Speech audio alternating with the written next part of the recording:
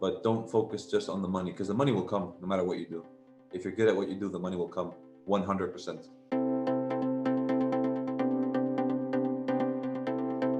Um, all right, let's transition to some of the more personal stuff. Okay. Um, what does money mean to you? It's a nice question. I think for me at this point in my life, it's more like a tool. Okay. You can only have so many tools, but you need some tools in your life. You know what I mean? So money is useful because you need to pay your bills. You need to have healthcare.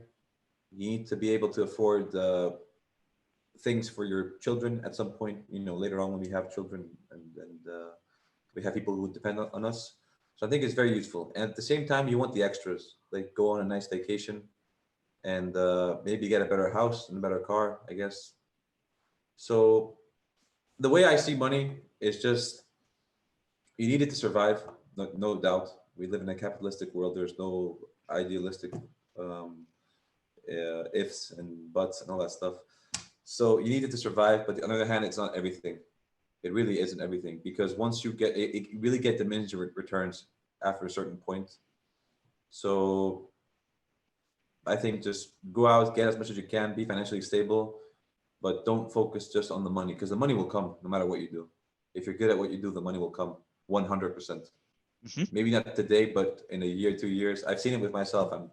I'm young, but I know what's coming down the line, just because I Yeah, know how good I am, and I see I see the people in front of me, and I feel like I'm better. And I saw what they did, and I'm like, wow. Wait till you see what's in line for me. dude, I have no doubt in terms of your vision and your faith in yourself. Like, if I can just go back to some of the time we spent together at DFG, I've got to say, dude, you were like one of the sharpest kids in the healthcare sector. And to be honest, like I was honored that you were working in the healthcare sector with me. It was a great time. I mean, like despite the fact that you wouldn't show up on most meetings, like you always No, I would had your show your up. head was I in the went to game. every meeting. I went to every meeting. Stam was the one that didn't show up to most of the Yes, meetings. All right, yes, you I you, went you to went every to meeting. most meetings, so thank you for doing that. And I still remember that the when we were covering Anthem as a stock to pitch, and you were so sold on. I think Anthem was merging with Cigna or Yes, Aetna. Signa. Yes, Yeah, yes, yes, maybe Cigna. Signa. And I think the amount of conviction you had in just pushing your belief that this merger is going to go through, and the benefits that it's going to be bringing for the Anthem stock, like right before, like even before we were solid on this merger being something on the horizon that was going to happen, was impressive. Like you just had this insight into at least analyzing stock and financial instruments that I I remember what you're saying right now. I actually do remember. It was actually I think it was the exact opposite, in the sense that we wanted to pitch a stock, and I said no because of the merger is not going to go through because of the price discrepancy. So basically, one company wanted to acquire another company, yeah. and it said, okay, we're going to pay you, I don't know, you're worth $10. We're going to pay you 15. If the people thought that this deal would go through, then that price would be trading at 15, because they thought it was going to trade. Right? It's going to go through, so the shareholders are going to receive 15. So the price goes 15, so there's no arbitrage. Yeah. But basically, the price was not 15; it was like more like $10.2. So there was an implied. It was an implied. The pricing implied that the market didn't believe this thing would go through. If you did believe it would go through, you would just go buy Cigna stock, and then the next day or when it goes through, eventually you get $15. So there was a huge arbitrage opportunity, and I think the market had priced out the possibility of the merger going through. Hmm. That was why I think I said, it's a good company. The Anthem at the time, I remember, was Yeah. pretty solid, but on a merger basis, I don't think it's going through. So that begs the obvious question: Do you trade stocks? Like, are you invested in the stock market? Like, do you apply this understanding and analysis to real I do, real I world do. scenarios It's for hard. personal gain? I do. I try to. Sometimes it's actually very hard to consistently. If you look at the literature out there, it's extremely hard, if not impossible, to consistently outperform the market on a 1 year, 3 year, 5 year, 10 year, 30-year basis. Even professionals don't do that, especially professionals actually Okay. don't beat the market uh, consistently, which makes it extremely hard, especially if you don't have enough time to research all the companies. So what I do is, with the money I don't spend in my day to day, my bills, and I put on the side, I spend a lot on like ETFs, on basically passive ETFs like the S&P 500. So you put all your money in a fund that tracks the performance of the S&P 500, and you just wait and you see how it goes, which is good because you don't have any. You're basically taking only market risk. You're not specifically taking the risk of one company. You're just taking the risk of the whole market. If the market goes up, you're up. You don't care what Apple did because you have Apple in there, but Apple is just one part of your whole portfolio. Mm. So you don't have to be on a day-to-day basis looking at every company. That's the nice thing Oh, with passive ETFs, and they don't charge you a lot for your subscription. Otherwise, you get paid that you have to pay a lot in fees for actively managed ETFs. I see. I see. So, uh, assuming market risk is what you're comfortable with, or like what you'd like to do at this point when you're considering investments.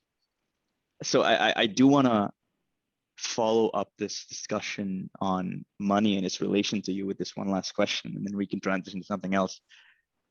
How has your relationship with money evolved over time? Has it changed? How do you see it changing in the future?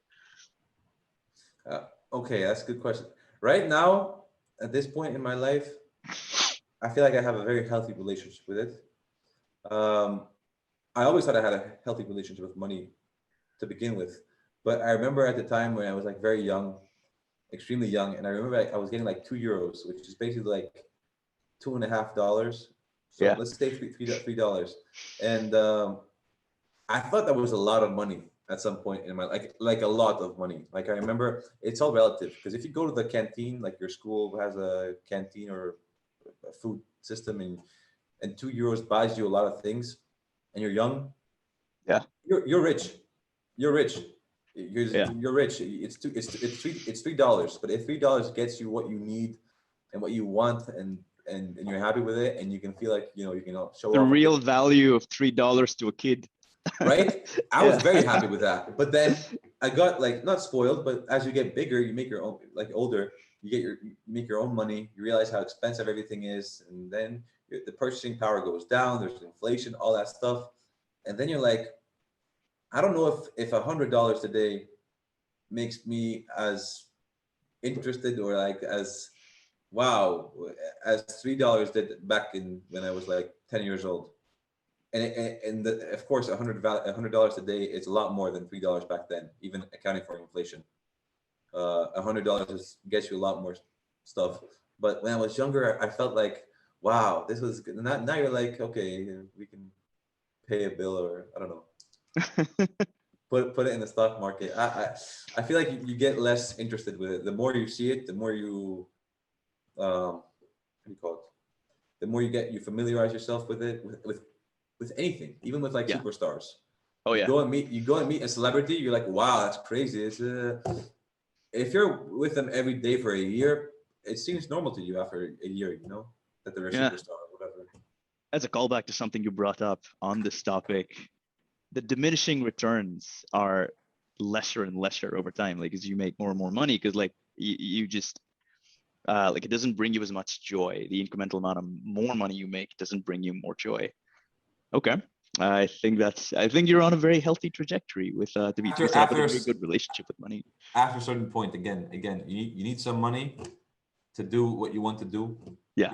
in life, pay your bills, pay like for school, healthcare, nice food, not like going out in fancy food, just good quality food. Yeah. So you need all that money for that reason, and you want to have a vacation, right? And but yeah, I mean, other than that, every extra dollar you make won't fulfill you as much as the first dollars you make to meet those needs and wants. Right on. Right on.